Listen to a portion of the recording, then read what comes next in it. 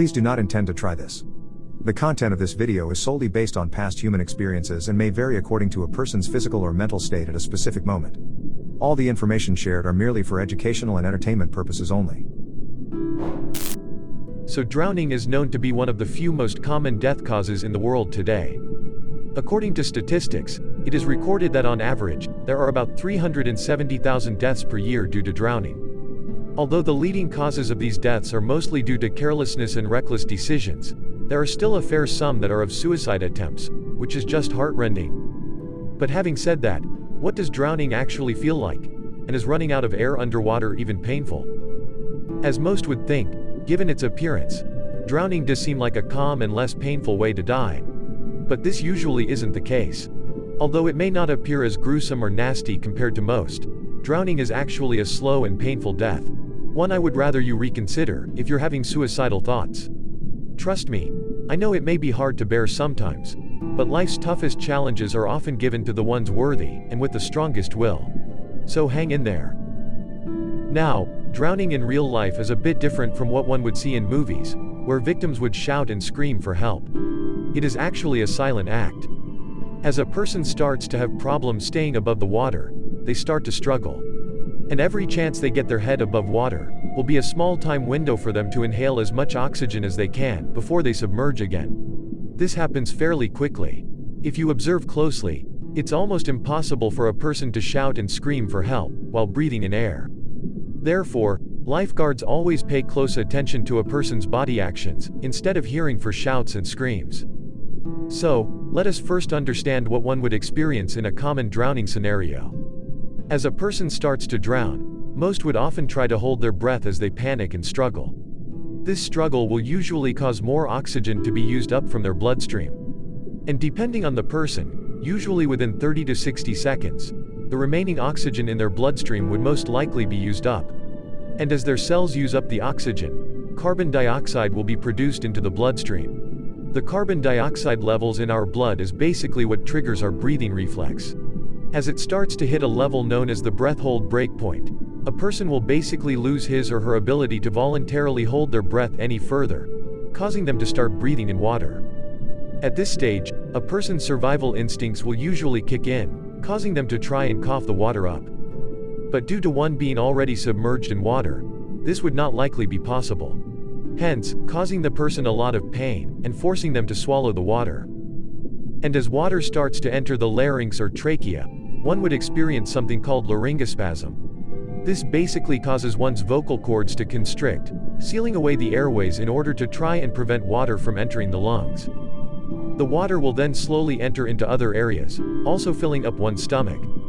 During this stage, as described by many, one would experience an extreme burning sensation internally, which resembles that of hot lava. Some may also experience pain and extreme pressure in their head, while having their ears ring or throb. This usually goes on for about a minute or two. One's heart rate would then start to increase rapidly, while oxygen supply to the brain is also being depleted. And if the process is not interrupted, this is where a person literally loses consciousness, followed by cardiac arrest. This can also look like a seizure, where a person's body then turns blue and jerks around erratically. And a while after being unconscious, the laryngospasm basically starts to relax. This usually isn't good, as it reopens up the airways, now allowing water to enter, filling up the lungs. If nothing is done still at this point, a person will then enter into the final stage of drowning, which is known as cerebral hypoxia. This stage is when all oxygen supply to the brain has been depleted, rendering the brain, the heart, and the lungs to be at a state beyond revival. This is when a person is usually clinically dead. Now, apart from the general experience of what one would feel during the process of drowning, there are actually a couple of factors that may affect the course of it. One of it is the type of water you're in. This basically relates to whether you're in salt water, like the sea, or fresh water, like ponds, rivers, lakes, wetlands, or even glaciers. In most cases, when drowning, one would always be able to last a lot longer in salt water compared to fresh water. It usually needs to take up to 8 to 10 minutes for a person to finally have their heart stopped in salt water, whereas in fresh water, it only takes 2 to 3 minutes. This is due to the fact that both kinds of water basically kill you differently.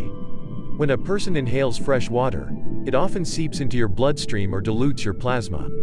This causes one's red blood cells to burst, resulting in massive organ failure. Salt water, on the other hand, has the opposite effect. As it is inhaled, it tends to thicken one's blood, causing one's lungs to quickly fill up with plasma. This will eventually result in the person actually drowning in their own liquids. Now, being in cold water does also greatly affect a person's chance of survival. Just when you would think it would worsen the situation, it is actually the opposite. When in cold waters, although a person basically experiences hypothermia, causing them to feel stiff and shiver intensely, certain parts of their body tend to react differently. Theoretically speaking, hypothermia actually decreases the amount of oxygen that is needed by the tissues in a person's body. This itself greatly reverses the effect of hypoxia, prolonging the time a person now have before the oxygen in their bloodstream is depleted, and as a result, giving rescue teams a little more time to carry out their rescue operation. So what basically happens when a person is rescued from drowning? The first two things to look into would be signs of dry drowning and secondary drowning. Dry drowning usually happens within the hour after a person is rescued out of the water, whereas secondary drowning may happen much later, usually after hours or within the next 48 hours. These aren't to be taken lightly, as it may cost a person's life if not attended to in time. Dry drowning usually happens to rescued victims who have already breathed in water during the incident. Although some may still be conscious, the effect of laryngospasm may already be taking place. And within the hour, the person may start to experience breathing difficulties or even have their lungs totally shut off, restricting all inflow and outflow of oxygen, resulting in suffocation. Secondary drowning, on the other hand, is the buildup of fluid in the lungs, also from involuntary intake of water during the incident. As water enters the lungs, it basically fills up the air sacs in it, causing pulmonary edema. As these air sacs get filled, there won't be room for air, hence causing the person to literally drown from within. Signs to look for would be breathing difficulties, chest pains, coughing, and low energy levels. But that being said, secondary and dry drownings aren't as common according to doctors, and only make up to 1 to 2% of all reported cases. Now, upon surviving the drown, there will also be a number of complications one may have to face depending on their condition. According to some medical experts, there is a 10-minute rule in determining one's condition upon survival. Any rescue exceeding the 10-minute mark, if successful, may result in the victim having a high chance of suffering permanent neurological damage. And despite the pain and suffering, this will also cause a person to suffer a certain degree of memory loss and inattentiveness. Not to mention, in severe cases, victims tend to even lose the ability in completing the simplest task, greatly affecting their day-to-day life. Hence, rendering their life a living hell. Therefore, always take safety measures and don't make reckless decisions. Sometimes, just one tiny mistake may result in a regret of a lifetime. And if you're hurting, having suicidal thoughts, hang in there. This is a sign that you still have a lot ahead of you. Things will change. So stay safe, my friends. And if you like the content, don't forget to leave a like or subscribe, as it'll greatly help us in growing our channel, allowing us to provide you with more constructive content in the future. See you next time.